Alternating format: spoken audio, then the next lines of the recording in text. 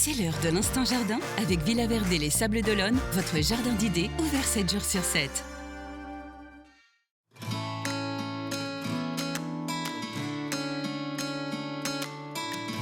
Salut, c'est Juliette. Alors chez moi, j'ai quelques plantes d'extérieur et je me demandais s'il y avait vraiment une saison pour les rempoter.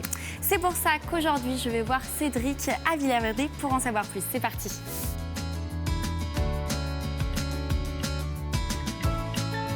Alors bonjour Cédric. Bonjour Juliette. Est-ce que tu peux m'expliquer pourquoi on fait le rempotage déjà? Alors il est important de rempoter ces plantes pour déjà une première chose, pour qu'elles puissent continuer à vivre.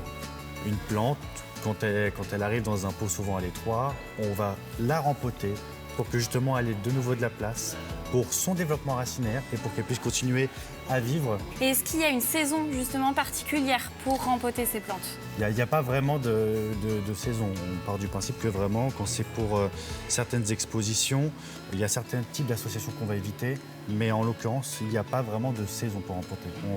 On évite de rempoter quand il gèle, Évidemment. mais hors période de gel, on peut rempoter. Et je vois qu'il y a des plantes dites vivaces, c'est ça? C'est ça. Celles-ci, on va les rempoter combien de fois par an? Une fois par an? Souvent, une vivace, on va la changer de pot tous les 2-3 ans. Ok.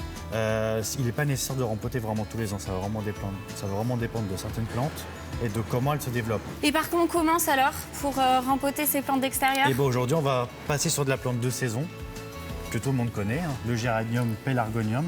Oui. Donc là, j'ai pris deux variétés différentes. J'ai pris du géranium zonal, donc c'est un géranium qui va plutôt se tenir assez droit, et le géranium lierre, qui va avoir un effet vraiment de retombée. C'est pour ça que du coup, qu'il a une petite anse pour rester droite.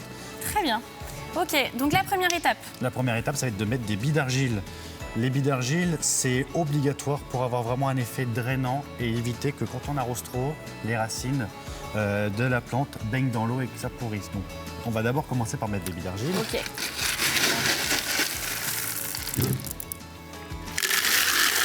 Voilà.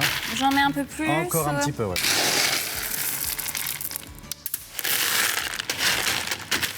Là, on va commencer à mettre un peu de terre, Ok. enfin un peu de terreau.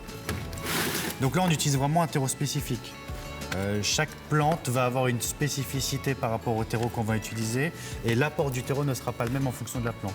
Donc là, on va prendre vraiment un terreau géranium Oui. qui va vraiment être indiqué à 100% pour les plantes qu'on utilise. Ok. Faut pas hésiter une fois par semaine à vraiment la nourrir en mettant de l'engrais. Donc là, on est sur de l'engrais liquide avec un doseur. Donc pour les gens qui pourraient se douter, la quantité, Oui. c'est vraiment le bouchon doseur. Très bien. Généralement, on le dilue dans à peu près 2 litres d'eau.